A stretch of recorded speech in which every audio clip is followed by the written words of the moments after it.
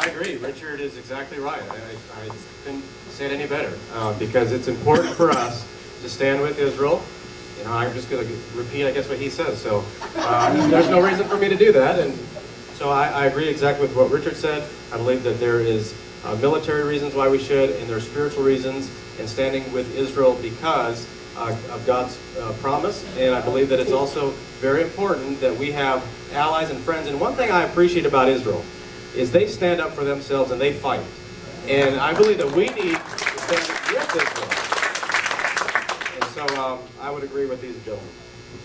Yeah, stay standing after your answer. Me to stay standing? After your answer. Okay, okay. Get an award in. Well, I believe that Israel is a democracy. It's not the only democracy anymore. Thousands of American lives have been expended to create a second democracy, Iraq, in the Middle East. Senator Coates, in an earlier debate, said that Israel was the only democracy that the United States could depend on in the Middle East.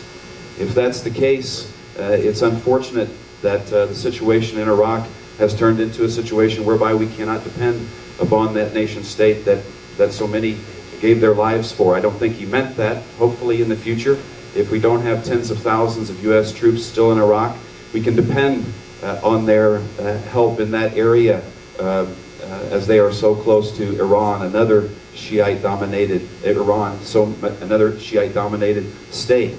I believe that to the extent that Israel has vital national security interests consistent with the United States, we should stand with Israel, and we should stand with those nations that do.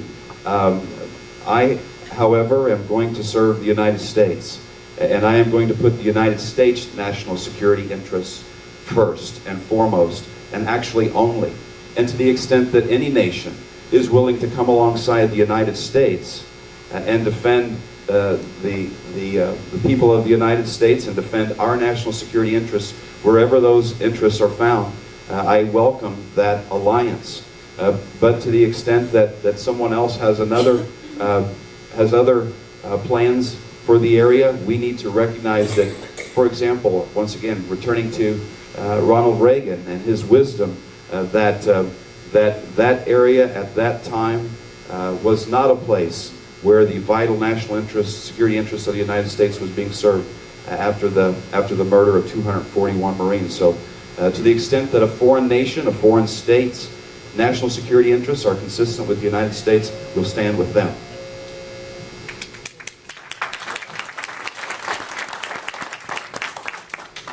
Thank you. Let me get the mic going. Here we go. Moving on to budget, taxation, and economy. I want you to stay because I want you to start off because I understand you did as well. Let's talk a little bit about earmarks. How can curtailment? What is your plan to limit earmarks? Would you bring a bunch of earmarks back to Indiana? And what does that have, the effects on the budget? There's a lot of questions there for all you guys, but it's the earmark question, and give us something on that, because people are concerned about these earmarks. All right, having been in Washington for 12 years and dealing with 12 various budgets, the elimination of 100% of the earmarks will result directly in the saving of $0. The way the budget process works in Washington, D.C. is a budget is considered in each of the House and the Senate, a budget resolution.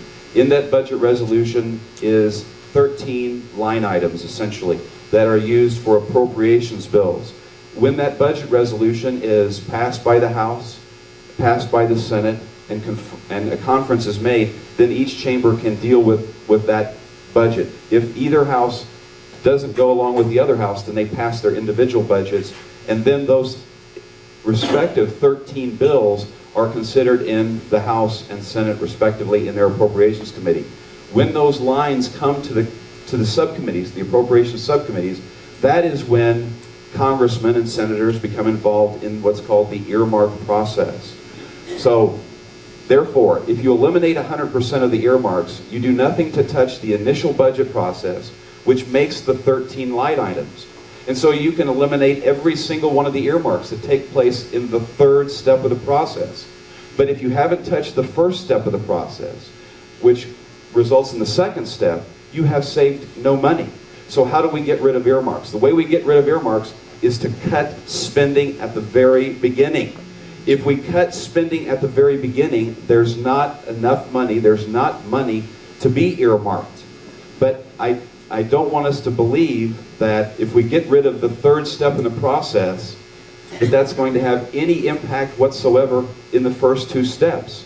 Meaning that we can get rid of all the earmarks, and all of that money will still be spent either by bureaucrats, by state governors, by local non-governmental organizations that get grants. It's still going to be spent. We're still going to have $1.6, $1.8 trillion in deficit if we don't look at the budget at the very beginning and vote against those appropriations bills for the fact that they spend more money or spend too much money. My record is very clear. I voted against appropriation bills time and time and time again. And I will do so as your next senator, if you so desire to send me to Washington. But if we don't take care of the budget in the first place and vote against the spending in the first place, removing every single earmark and concentrating and focusing our attention on that will have no impact on spending and the deficit.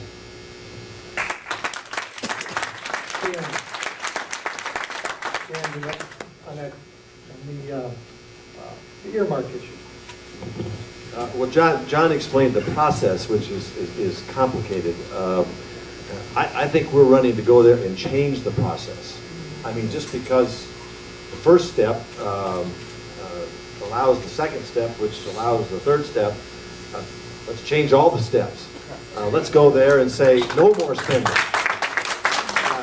There may be desirable programs, there may even be desirable earmarks, I don't know, but we can't afford either one of them. We can't afford any earmarks. We can't afford any new programs, even those that might sound very compelling. This country's broke. We're running into debt that our children are never going to be able to climb out of, and grandchildren. It's going to make this a second-tier country. Our bond rating's going to go down. Someday China will stop buying our debt, and we'll really be in trouble. So, I mean, let's stop the whole thing. Now, I authored the line-item veto. I passed the House, passed the Senate, was signed by the President and used by the President. And I guess the best news I had when Justice Stevens decided to announce his retirement was the fact that he's the one that led the effort to overturn it in the Supreme Court. So I'm going to, if elected, I'm going to go back and do that same thing, but I'm going to do a lot more than pass line-item veto. I'm going to work and try to lead the effort of forcing the United States Congress to live by a balanced budget, just as the legislature here in Indiana has to do. We failed by one vote in the 90s to put that into the Constitution and send it to the states for ratification. The situation is different today. We can get that one vote. We can get more than that one vote. If you don't have a balanced budget amendment, which members of Congress swear to take an oath to uphold, and that Constitution says you can't spend more than you take in, we'll never get a handle on this situation. That's what I'm going to do.